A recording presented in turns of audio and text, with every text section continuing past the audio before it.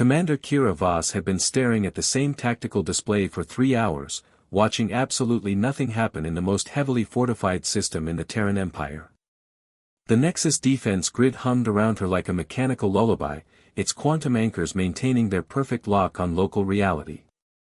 Another thrilling Tuesday in paradise. "You know what I love about this job," she muttered to Lieutenant Dane, who was attempting to look busy while obviously playing solitaire on his neural interface. "The constant excitement. The edge-of-your-seat action. The way every shift brings new adventures in watching empty space stay empty." Dane didn't respond. "Smart kid." That's when the sensors started screaming. "Contact bearing 07 Mark IV, Dane yelped, his card game forgotten. Object just appeared at the system's edge. Kira's fingers danced across her console, calling up long-range scans. The readings made no sense. The ship, if you could call it that, looked like someone had taken a crystal cathedral and taught it to swim through folded spacetime. Its hull seemed to exist in multiple dimensions simultaneously, creating optical illusions that made her eyes water. "Mass displacement is fluctuating between 7,000 tons and negative infinity," Dane reported, his voice climbing an octave. "Sir, that's not physically possible." "Yeah, well, apparently physics didn't get the memo." Kira opened a channel to command.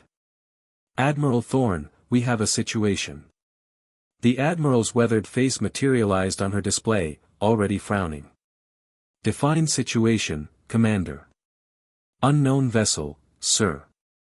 Architecture suggests non-human origin, but the quantum signatures are weird. Like, really weird. It's moving through spacetime the way a fish moves through water, except the water is causality itself." Thorne's frown deepened. "Hostile intent? Unknown. It's just sitting there, about 12 million kilometers out. But sir, the reading suggests it arrived before it departed. The temporal displacement is showing negative values." "That's impossible." "Yes sir, it is. Want me to hail them and explain that?" Before Thorne could respond, the mysterious ship began to move. But not through space. It folded reality around itself like origami, stepping sideways through dimensions that shouldn't exist. The quantum anchors throughout the system flickered, their grip on local physics wavering for the first time in decades. "All stations, battle alert," Thorne barked. "Scramble the fleet." The Imperial Navy responded with practiced efficiency. Dreadnoughts materialized from quantum foam, their probability anchors creating pockets of stable reality around them.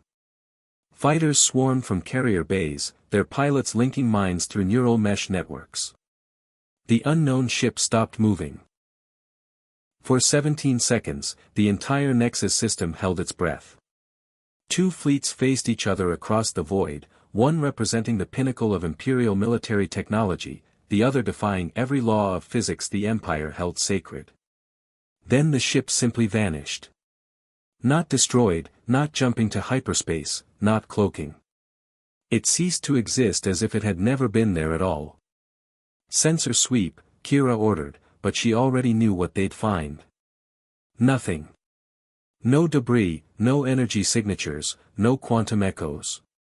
Just empty space and a tactical display showing their own fleet looking very confused. "Commander," Dane's voice was tight with confusion. "I'm detecting a data packet transmission. Source unknown." Kira felt her stomach drop. "Show me." The data appeared on her screen as a stream of mathematical proofs, elegant equations that described the fundamental structure of reality itself. But these weren't Imperial mathematics. They were something else entirely, something that treated the Empire's quantum anchor technology like a child's toy. "Get Dr. Carrera up here," she told Dane, her mouth suddenly dry. "And then crypt this data packet. Maximum security protocols." Because if these equations were correct, if this mathematical proof held true, then every single quantum anchor in the Empire's defensive network wasn't just vulnerable. They were weapons pointed at the Empire's own throat, ready to unravel reality itself at someone else's command.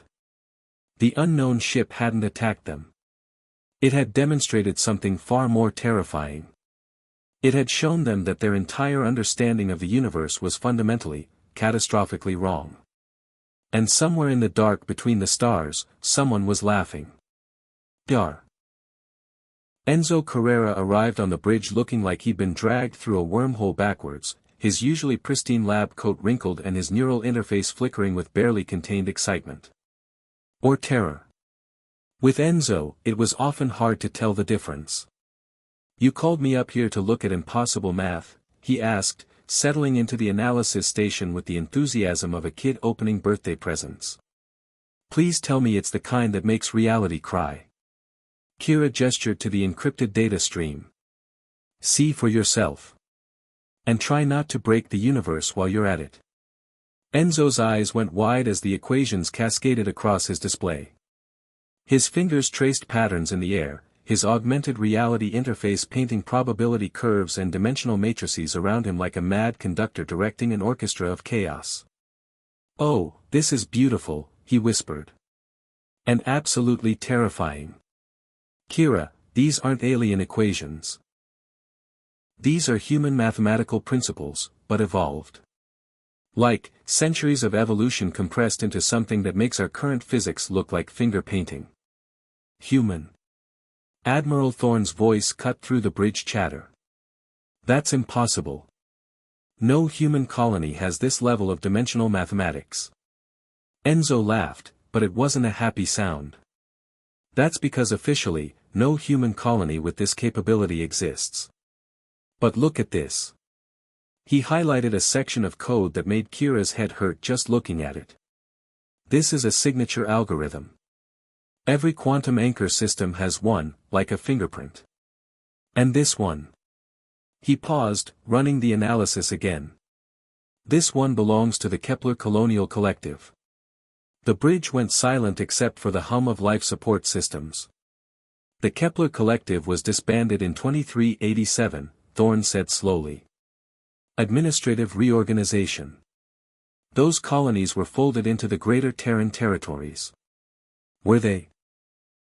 Enzo's grin was sharp enough to cut reality. "Or were they erased?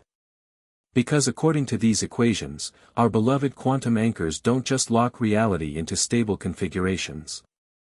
They can edit it. Retroactively. The Kepler Collective didn't get disbanded, Admiral. They got deleted from history itself." Kira felt the pieces clicking together in her mind like a puzzle made of nightmares. The probability anchors can rewrite the past. "Think about it," Enzo continued, his voice gaining momentum.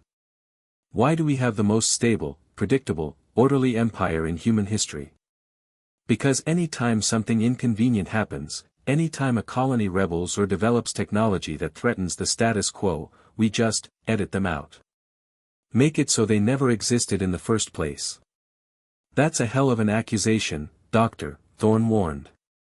"Is it an accusation if it's just applied physics?" Enzo pulled up a holographic display showing the Empire's expansion over the centuries. "Look at the timeline. Notice how clean it is. How few rebellions, how few technological disruptions, how conveniently linear our progress has been. That's not natural evolution, that's editorial control." Kira's personal comm unit chimed with an encrypted message. She glanced down and froze. The message was simple: "Hello, sister. Miss me?" The signature belonged to Maya Voss. Her sister. Who had died in a shuttle accident 15 years ago. "Enzo," Kira's voice came out as barely a whisper. "If someone was erased from history, but they found a way to exist outside the normal timeline, could they make contact? Theoretically. If they had technology that operated outside our quantum anchor network, they could send messages across dimensional barriers." "Why do you ask?" Kira stared at her comm unit, her hands shaking. Maya had been working on dimensional physics research for the Kepler Collective when she died. When she supposedly died. When she was supposedly erased along with the rest of her colony. Another message appeared: "The ship you saw today. That was me saying hello." The Empire has been editing us out of existence for 3 centuries, Kira. But erasure isn't permanent. We've been building our own anchors, our own reality. And now we're coming home. Commander. Thorn's voice seemed to come from very far away. What's your status? Kira looked up at the Admiral, at Enzo, at the bridge crew who trusted her to make sense of the impossible. She thought about the Empire's clean, orderly history. About the convenient absence of rebellions and technological disruptions. About her sister, who apparently hadn't died but had been retroactively murdered along with her entire civilization. Sir, she said finally, I think we need to have a very long conversation about what the Empire has been doing with those quantum anchors. The comm unit chimed again. This time the message was longer. They're planning to erase the Tau Ceti colonies next week. Apparently their new fusion technology is too disruptive. You have a choice, Kira. Report this and watch the Empire collapse into chaos as people realize their entire history is a lie. Or stay quiet and become complicit in genocide. But know this, either way, we're coming back. All of us. The erased don't stay erased forever. Kira closed her eyes and tried to remember what her sister's laugh sounded like. Tried to remember if Maya had ever existed at all, or if this was just another edit in the Empire's perfect, terrible story. Outside the viewport, space looked exactly the same as it always had. But now Kira knew that somewhere in the dark between realities, entire civilizations were learning to exist in the spaces between heartbeats, in the gaps between cause and effect. And they were very, very angry about being erased.